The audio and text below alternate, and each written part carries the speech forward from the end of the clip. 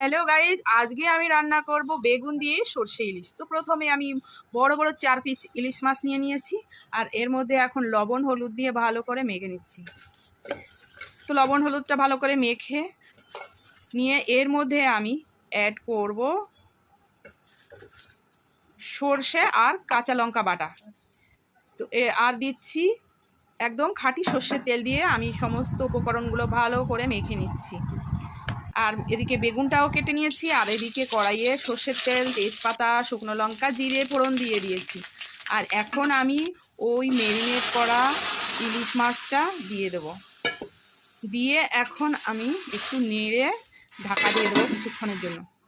তো খানিকক্ষণ পর ঢাকা খুলে দেখলাম, দেখো টকবক করে ফুটছে। ওই অবস্থায় আমি এই বেগুনগুলো দিয়ে দিচ্ছি। তো বেগুনগুলো দিয়ে আরও একবার নেড়ে চেড়ে আবার ঢাকা দিয়ে দিচ্ছি কিছুক্ষণের জন্য। তো দেখো আমার অলরেডি রেডি হয়ে গেছে।